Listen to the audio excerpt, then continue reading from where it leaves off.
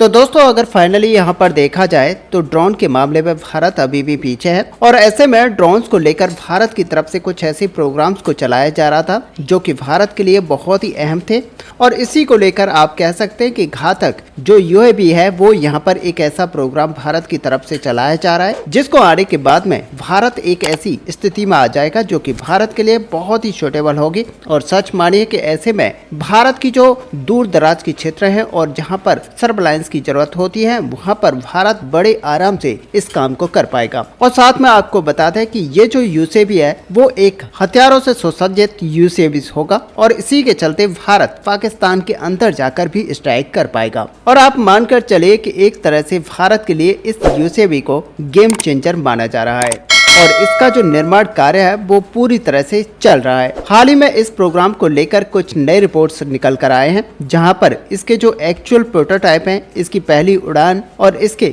Operational deployment को लेकर कई बातें यहां पर की गई हैं। हालांकि दोस्तों अगर देखा जाए तो इसकी जो सारी रिपोर्ट्स हैं उनको यहां पर डिस्क्लोज नहीं किया गया है और एक तरह से पब्लिक डोमेन में भी ज्यादा डिटेल्स इसके बारे में नहीं है। लेकिन यहाँ पर सोर्सेस के द्वारा इस तरह की डिटेल्स बताई जा रही हैं कि जो फंडिंग प्रपोजल है रिमोटली पायलटेड एरियल व्हीकल का यह तैयार हो चुका है जहां पर अनमैन्ड कॉम्बैट एरियल व्हीकल को निर्माण किया जाएगा और इसको जो फंडिंग प्रपोजल है वो मिनिस्ट्री ऑफ डिफेंस के सामने या तो इस वर्ष के अंत तक या फिर नेक्स्ट वर्ष के शुरुआत में रख दिया जाएगा, जहां पर करीब 5,000 करोड़ रुपए का यानी कि अप्रोक्सीमेटली $600 मिलियन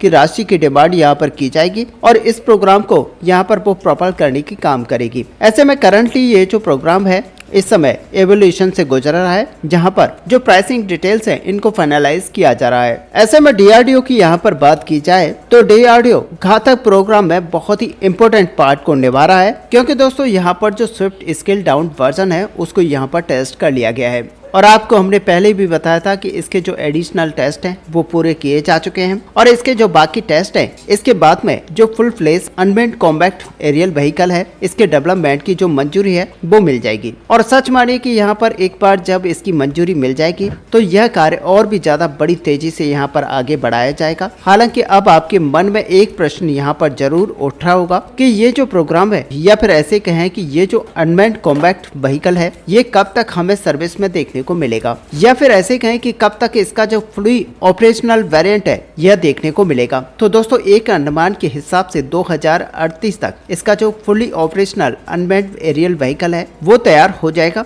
और अब यहाँ पर चीजें कुछ इस तरीके की हैं कि यहाँ पर इसको फुली ऑपरेशनल बनाने के लिए जो ड्राई कावेरी इंजन है इसकी टाइमलाइन बहुत ही महत्वपूर्ण रोल अदा करने वाली है क्योंकि हम सभी जानते हैं कि ड्राई कावेरी इंजन ही वही इंजन है जो कि इस कॉम्बैक्ट एरियल व्हीकल के अंदर लगाया जाएगा और उसी का इसमें इस्तेमाल किया जाएगा। और ऐसे में क्योंकि ड्राई कावेरी इंजन को लेकर ये कहा जा रहा है कि इस वर्ष के अंत तक जो इसमें फाइनल सर्टिफिकेशन है ये पूरा हो जाएगा, जिसका सीधा मतलब यह है कि इसमें अगर सारी चीजें तय समय से आगे बढ़ती हैं तो 2030 तक ये अनमैन्ड कॉम्बैक्ट व्हीकल आपको देखने को मिलेगा। ऐसे में दोस्तों आपको बता दें कि ये जो ड्रोन है काफी एडवांस होने वाला है और डिफेंस एक्सपर्ट अभी भी इसको काफी महत्व दे रहे हैं क्योंकि इस अनमैन्ड कॉम्बैक्ट एरियल व्हीकल के पास ऐसी कई सारी कैपेबिलिटीज होंगी कि ये न केवल डिफेंसिव बल्कि ऑफेंसिव रोल को भी काफी इजीली निभा पाएगा। इसमें हमें एडवांस मिसाइल्स देखने को मिलेंगी और दूसरे जो प्रेसिजन गाइडेड वेपन्स हैं वो यहाँ पर देखने को मिलने वाले हैं। सबसे खास बात यहाँ पर ये रहेगी कि आर्टिफिशियल इंटेलिजेंस का बड़े पैमाने पर इसके अंदर इस्तेमाल किया जाना है और इस ड्रोन के पास कुछ प्रमुख कैपेबिलिटी इस तरीके से रहेगी। पहली बात सबसे ये होगी कि इसके पास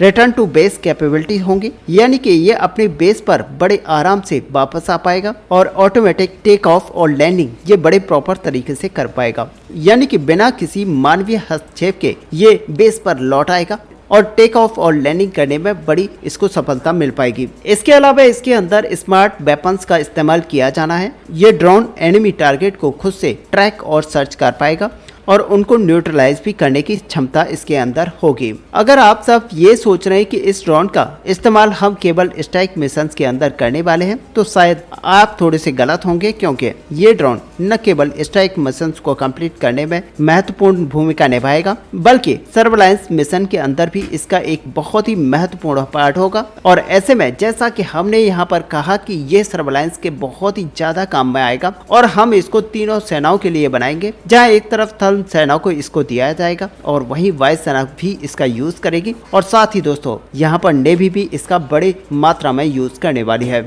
और ऐसे में दोस्तों अगर यहाँ पर देखा जाए तो इसकी जो भूमिका है वो इसकी स्टेल्थी डिजाइन की वजह से बहुत ही महत्वपूर्ण होने वाली है, क्योंकि इसकी वजह से ये एनिमी रडार की पकड़ में नहीं आएगा। और इसका सीधा मतलब यह है कि जिस मिशन पर ये जा रहा है उसको बड़े आराम से ये एग्जीक्यूट कर पाएगा और वापस भी आ पाएगा। और इसीलिए इस unmanned combat aerial vehicle programme को भारत के लिए बहुत ही महत्वपूर्ण माना जा रहा है। और साथ ही दोस्तों आपको बता दें कि भारतीय नौसेना की तरफ से घातक अनमैन्ड कॉम्बैट एरियल व्हीकल को लेकर अपनी इच्छा जाहिर की गई है और नौसेना इसको बड़े संख्या में लेगी। और इसका सीधा मतलब यह है कि भारतीय नौसेना के कैरियर डेक्स बेस्ड है ये उड़ान भरता हुआ नजर आएगा। और जहां पर घातक जो सुर्खियों को बटोर रहा है, तो इसका जो सबसे इम्पोर्टेंट कंपोनेंट है वो यहाँ पर कावेरी इंजन है। और दोस्तों कावेरी इंजन को लेकर हमने भी पहले कई वीडियोस में आपको बताया था कि किस तरीके से हमारी वैज्ञानिकों की टीम काफी तेजी से काम कर रही है और इसके वर्जन कावेरी 2.0 पर काम किया जा रहा है। और ऐसे में दोस्तों इसको लेकर इतनी तेजी से काम किया जा रहा है कि आने वाले समय में इस फाइटर जेट के इंजन को यहाँ पर इस ड्रोन के अंदर भी लगाया जाएगा। और दोस्तों इसका मतलब यह है कि बहुत ही जल्द इसका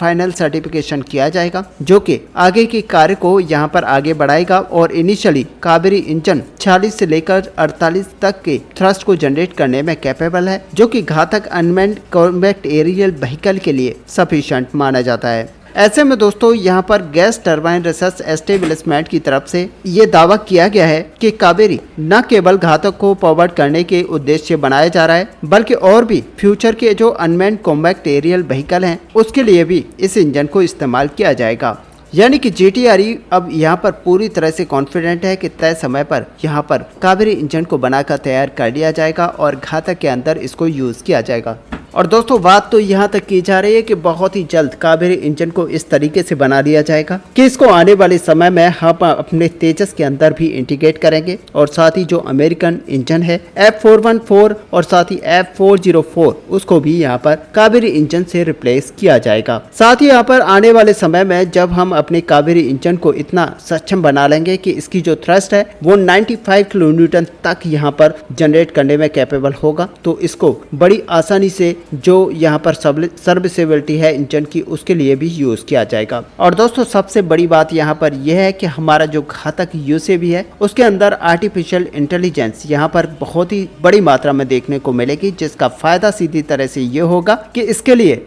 जो हमारी मैन पावर है वो कम लगेगी और ये ऑटोमेटिकली काम करता हुआ आपको दिखाई देगा। ऐसे में दोस्तों आपका इस पूरे टॉपिक को लेकर क्या व्यू है, आप अपना व्यू हमें कमेंट पे लिखकर जरूर बताएं। साथ ही अगर वीडियो आपको अच्छी लगी हो तो लाइक और शेयर करना ना भूलें। मिलते हैं नेक्स्ट वीडियो में, तब तक के लिए जय हिंद जय भारत।